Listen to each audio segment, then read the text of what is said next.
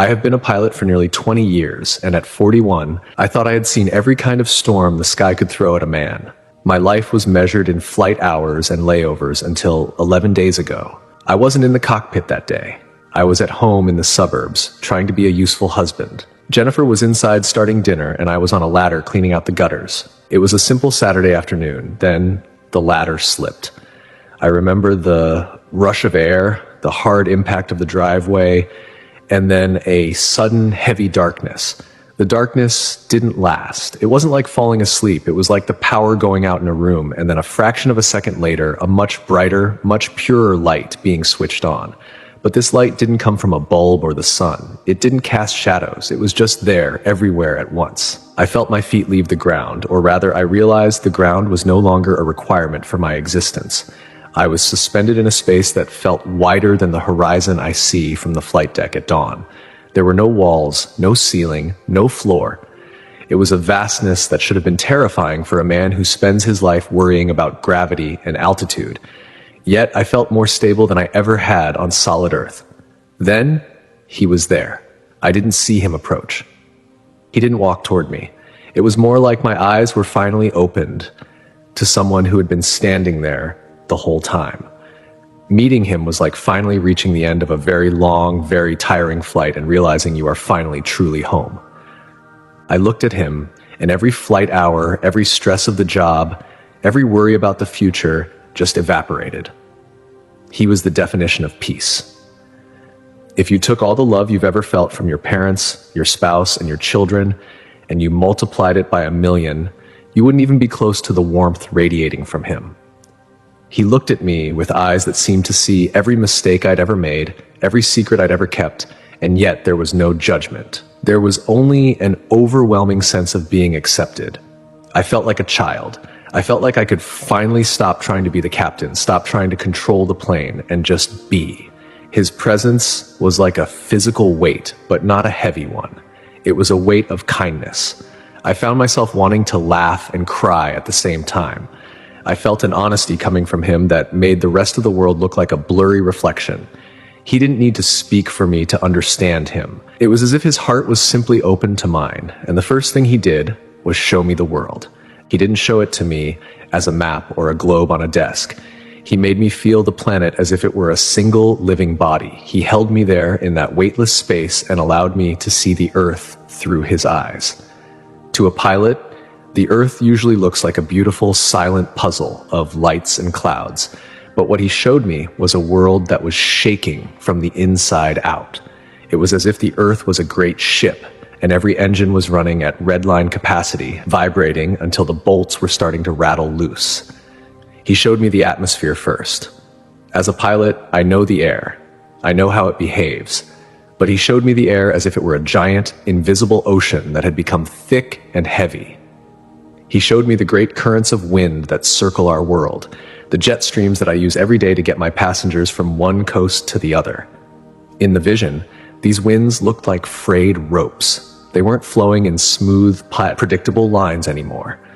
They were looping and snapping, dragging freezing air down to places that should be warm and pulling tropical heat up into the far north. The seasons have forgotten their names, he told me. His voice didn't ring in my ears, it vibrated in the very center of my soul. It was a voice of pure authority, yet it was softer than a whisper. He showed me a vision of a forest in the early spring. I could see the tiny buds on the trees trying to open, fooled by a week of intense, unnatural heat. I could feel the sap rising, the life of the tree rushing upward because the air felt like midsummer. But then he showed me the wind snapping back.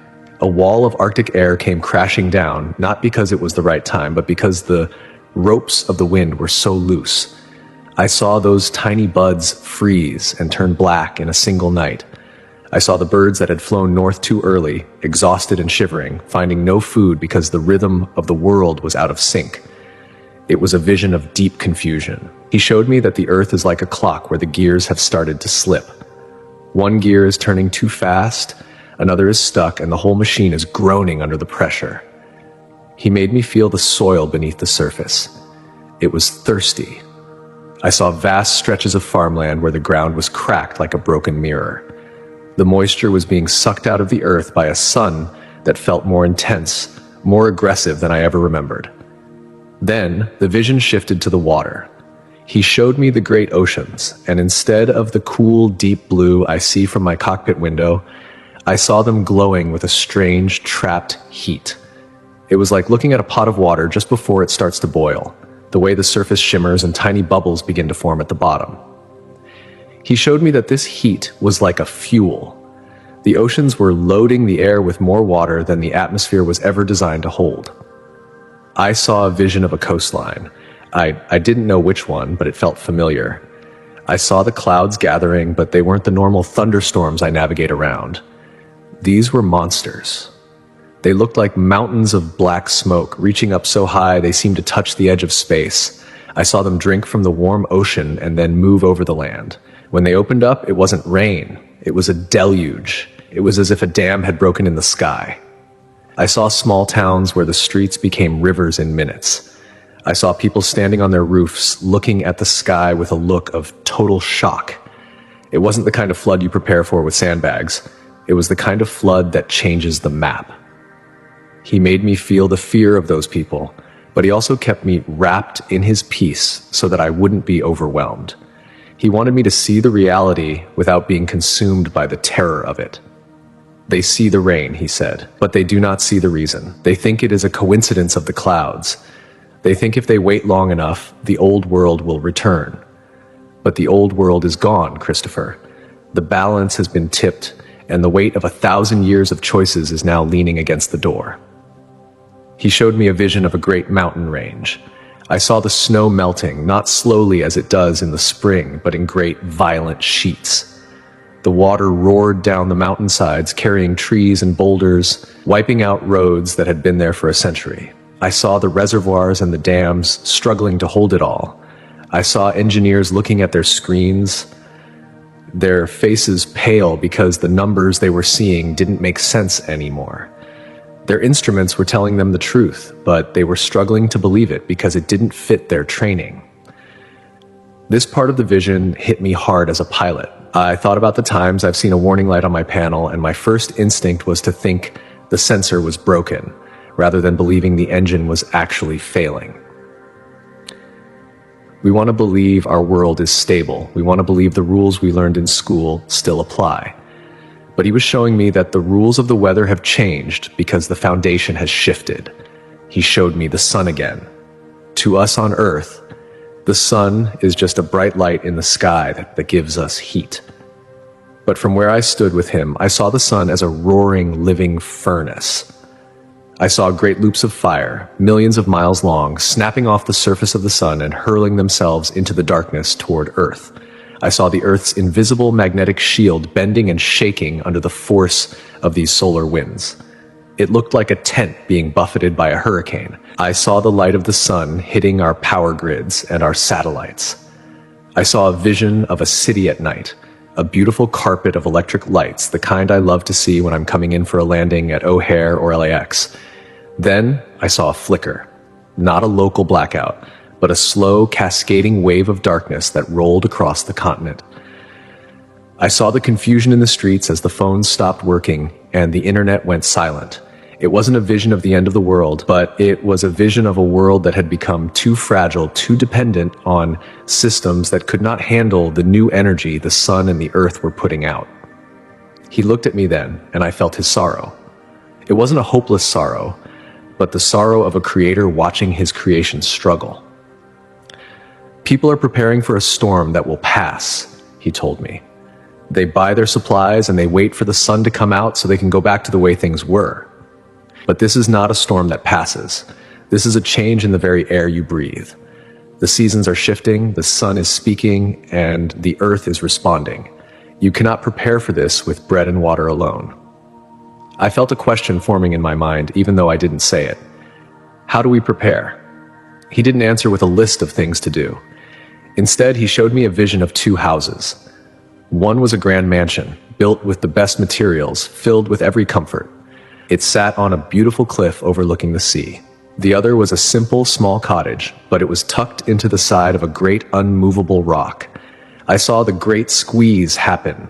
That's the only way I can describe it. The air became heavy, the wind began to howl, and the sea began to rise. The mansion on the cliff was beautiful, but the ground beneath it began to crumble. It wasn't that the mansion was weak, it was that the ground it was built on, the normal world we all trust, was sliding away. I saw the people inside the mansion running from room to room, trying to save their treasures, trying to shore up the walls, but they were terrified because their foundation was gone. Then I saw the cottage. The wind hit it just as hard. The rain lashed against its windows. But the cottage didn't move an inch because it was part of the rock. The person inside wasn't running in fear. They were sitting by a fire, watching the storm. They weren't ignoring the storm. They knew exactly how dangerous it was. But they weren't afraid because they knew the rock wouldn't move. "The rock is not a place," he said to me. "The rock is a relationship. It is the stillness you find when you stop trying to fly the plane yourself and let me take the controls." He didn't speak for a moment, letting the image of the cottage on the rock settle into my mind. I could still feel the vibration of the world's distress, like the low-frequency hum of a jet engine that is just starting to fail. It was a sound you feel in your teeth before you hear it with your ears. "Look again, Christopher," he said. The space around us shifted. It wasn't that we moved, but the vision moved through us. I saw the great plains of the world, the places where the bread is grown to feed the billions. But the golden waves of grain I expected to see were replaced by something much more fragile. I saw the wind, not just a breeze, but a constant, scouring force. It was picking up the topsoil, the very life of the earth, and carrying it away in great red clouds. I saw farmers standing in their fields, reaching down to pick up a handful of dirt, only to have it crumble and blow through their fingers like ash. He made me feel the exhaustion of the land. It wasn't just that it was dry, it was that it was tired. It had been pushed to produce more and more, year after year, and now the strength of the soil was gone. He showed me the insects, billions of them, moving in patterns that didn't make sense. They were fleeing the heat, moving into new territories, like carrying things with them that the plants and the people there weren't ready for. I saw a vision of a single leaf being eaten away, and then a whole forest turning brown, not because of fire, but because the balance between the trees and the bugs had been snapped. "The small things hold the big things together," he whispered. "When the smallest parts of the world lose their way, the foundations of the cities begin to tremble." Then he showed me the sky again, but from a perspective I've never had, even in the cockpit. I saw the layers of the atmosphere like the thin skin of an onion. I saw the energy from the sun hitting the very top layer, the ionosphere. Usually this layer absorbs that energy and glows quietly, creating the lights of the north. But I saw it being hit by wave after wave of solar fire. It was like watching a blacksmith beat a piece of glowing iron on an anvil. Each strike sent ripples down through the layers of the air. I saw how these ripples affected the weather down where we live. It was like a giant hand reaching down and stirring a bowl of soup. The heat from the sun was mixing with heat from the oceans, and the result was a kind of weather that has no name in our history books. He showed me a vision of a night that should have been calm. I saw a neighborhood where people were sleeping, their cars parked in the driveways, their porch lights glowing. The air was warm, too warm for that time of year. I saw the clouds beginning to spin, but they didn't look like the storms I'm used to seeing on my radar. They were tight, violent, and they were forming in the dark during the hours when the atmosphere is supposed to be cooling down and resting. I saw a tornado descend, a column of absolute darkness that didn't have the train roar people talk about. It was silent, a vacuum of energy that simply erased the houses it touched. I saw the warning systems. I saw the sirens spinning, but the sound was being swallowed by the wind. I saw the cell towers flickering and dying as the solar energy from above messed with the signals. People were reaching for their phones, looking for information, but the screens were blank. They were blind in the middle of a monster. "The systems you have built to keep you safe are designed for the world as it was," he said. "They are like a parachute designed for a slow descent. But the world is now in a free fall. You are trying to use old maps to navigate a new territory." He showed me a vision of the great rivers of the world. I saw the Mississippi, the Amazon, the Yangtze. They looked like veins in a body. In some places, they were so low that the bones of the earth, the rocks, and the old shipwrecks were sticking out like ribs. In other places, the rivers were so fat and angry that they were eating the towns along their banks. I saw the bridges, those great feats of engineering I fly over every day, looking like toothpicks. The water wasn't just high, it was heavy with the debris of a world being washed away. I saw a vision of a city where the water had come and stayed. It wasn't a sudden flood that receded. The ocean had simply moved in. I saw fish swimming in the lobbies of banks. I saw the salt water eating away at the steel and the concrete of the skyscrapers. I saw the people who had stayed, trying to live on the upper floors, rowing boats between the buildings. They weren't fighting a war. They were just trying to survive a reality that had become permanent. "This is the great squeeze," he communicated to me. "The heat from below, the fire from above, and the water from the sides. It is pressing in on the human heart, Christopher. It is pressing until the shell of the ego breaks." He showed me what happens when the shell breaks. I saw two different paths. On one path, I saw people who were consumed by a cold, sharp fear. Because they had built their lives on the mansion on the cliff, they felt like their very existence was being deleted. I saw them turning on each other, fighting over the last of the bread, the last of the fuel. They looked at the sky and saw an enemy. They looked at their neighbors and saw a threat. Their fear turned into a kind of madness, a spiritual blindness, where they couldn't see the beauty of the world even as it was changing. They were like passengers on a plane that has hit turbulence, screaming and trying to grab the oxygen masks from the people sitting next to them.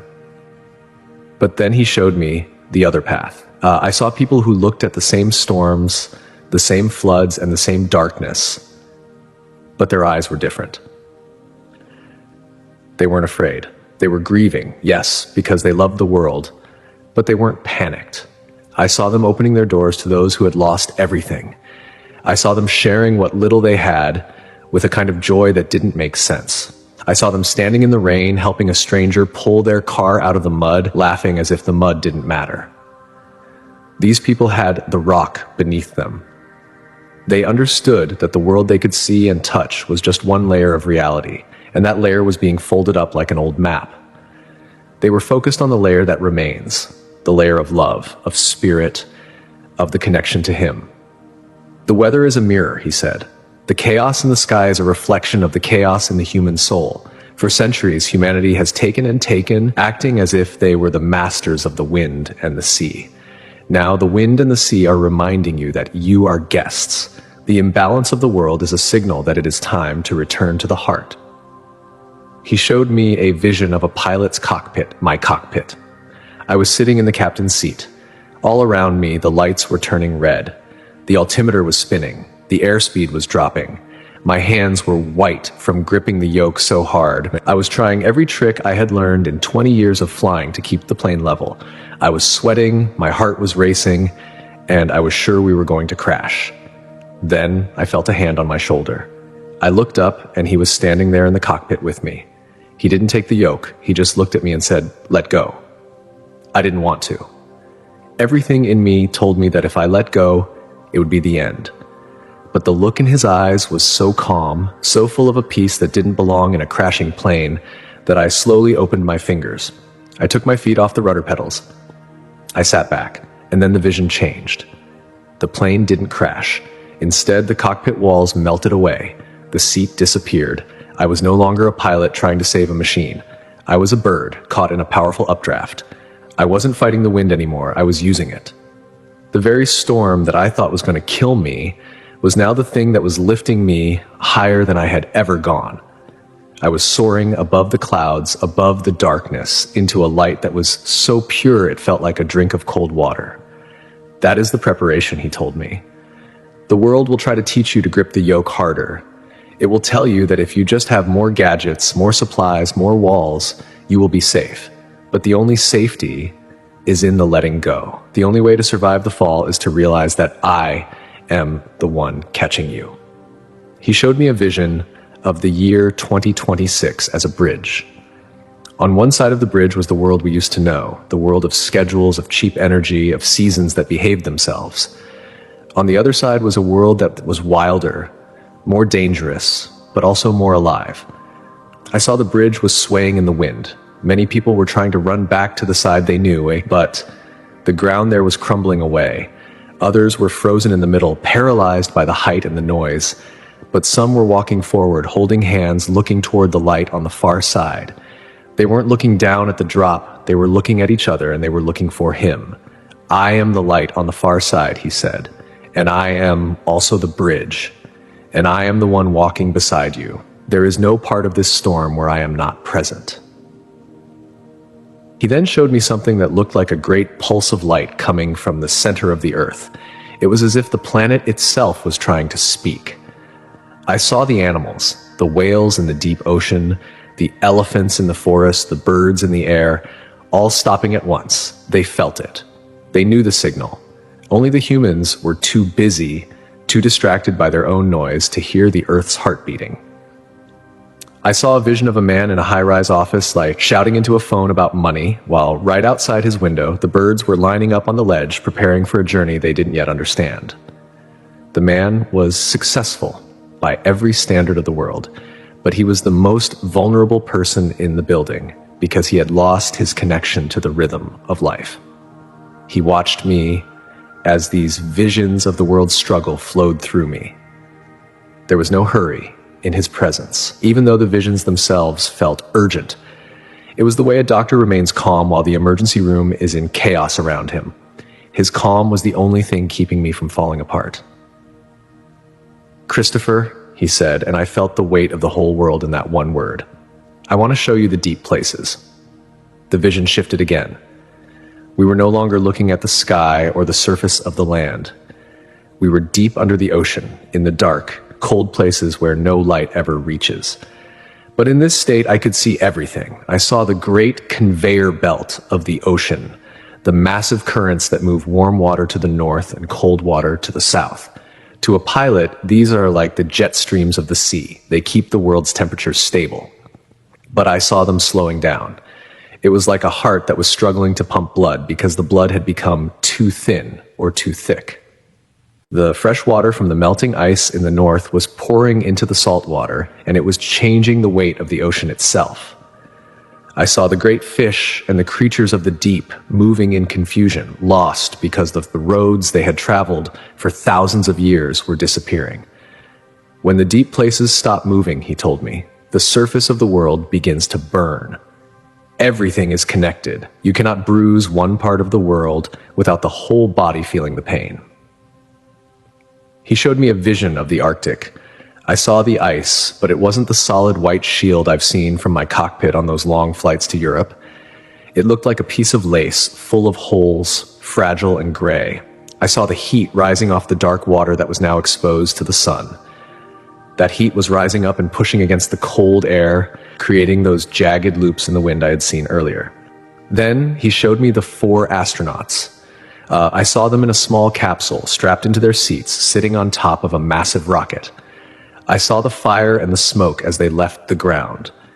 As they climbed, they passed through the very storms I had just seen, the tornadoes in the plains and the floods in the east. From their windows, the world looked like a battlefield of clouds. But then they broke through. They reached that place where the blue of the sky turns into the black of space. I saw them look back at the earth. From that distance, the floods were invisible. The fires were just tiny specks of orange. The 300 weather warnings blanketing the country couldn't be heard. All they saw was a small, round, blue marble hanging in the middle of nothing. It looked so quiet. It looked so peaceful. It looked so small. This is the truth of the world, he said. It is both things at once. It is a place of great noise and struggle, and is a place of perfect beauty and order. The secret is to know which one is your true home. He made me understand that 2026 is a year where the noise will get very loud. He didn't use the word apocalypse, he used the word awakening. He said that when a person is in a very deep sleep and a fire starts in the house, the person who loves them doesn't whisper. They shout, they shake them, they might even throw water on them. It feels violent and it feels unloving to the person who was having a nice dream, but it is actually the highest form of love. The world is having a dream that it can live without its heart, he told me. The shaking you see, the heat, the wind, the sun, is the sound of the alarm clock. It is not meant to destroy. It is meant to wake you up before the house is lost. He showed me a vision of a city during a massive power outage. The lights were off, the cars were still, and the screens were dark. At first, there was a lot of shouting and fear. But then, as the minutes passed, something changed. Because the streetlights were out, people started to look up. For the first time in their lives, they saw the stars. They saw the Milky Way stretching across the sky like a river of milk. They saw the vastness of the universe, and they realized how small their worries were. They started to come out of their houses and talk to their neighbors. They started to share candles and stories. The darkness is not always an enemy, he said. Sometimes it is the only way I can get you to see the light. He showed me that the most dangerous thing in 2026 is not the weather. It is alert fatigue. I know this as a pilot. If a warning bell rings in the cockpit every 5 minutes for no reason, eventually the pilot stops listening. He showed me that there will be so many warnings, so many red alerts on the news and on the phones that people will start to go numb. They will stop caring. They will turn off their hearts just to survive the day. That is when you must be the most awake, he told me. The work of this year is not survival work. It is attention work. It is the work of keeping your heart soft when the world is getting hard. It is the work of being a person who can see the stars even when the power is out. He asked me what I had learned from 20 years in the sky.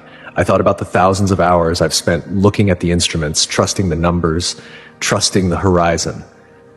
I realized that the most important thing I had learned wasn't how to fly, but how to stay calm when the instruments told me something I didn't want to hear. He smiled, and that smile was like the sun coming out after a week of rain. Exactly, he said. The instruments are all reading correctly. The earth is telling you the truth. The sun is telling you the truth. The question is not whether the world is changing. It is whether you have the courage to believe the signals and change with it. He showed me a final vision of the cottage on the rock. The storm was still there. The wind was still howling. But the person inside wasn't just sitting by the fire anymore. They were standing at the door with a lantern, looking out into the dark. They were waiting for anyone who was lost, anyone who was stumbling in the mud, to show them the way to the rock. "You are going back now, Christopher," he said. I felt a sudden pull, like the feeling in your stomach when a plane drops 1,000 feet in clear air turbulence. I didn't want to go. I wanted to stay in that weightless peace where the love was so thick I could breathe it. But I knew I had a message to carry. I knew I had to tell people that the red lights on the dashboard weren't broken. Tell them not to be afraid. His voice was the last thing I heard. Tell them that fear is a choice, but love is a foundation. If they stand on the love, the wind cannot move them. Then came the pain. It hit me like a physical wall. I felt the weight of my body again. The broken ribs from the fall, the scrape on my head, the cold air of the hospital room. I heard the beep of the machines. It was a sharp, annoying sound after the music of his presence. I felt Jennifer's hand in mine. It was warm and shaking. I tried to speak, but my throat was dry. I just squeezed her hand back as hard as I could. I've been home for a few days now. I look at the sky differently. When I see a storm cloud on the horizon, I don't just think about flight paths and fuel consumption. I think about the great squeeze and the message I was given. I look at the trees and the birds, and I feel the rhythm of the world trying to find its way back to the heart. I'm just a guy who flies planes. I'm not a preacher. But I died on a Saturday in March, and I met the one who holds the wind in his hands. He told me to tell you, pay attention. Don't let the noise of the world drown out the signal. The storm is here, but you don't have to be lost in it. You just have to change who you are trusting to fly the plane.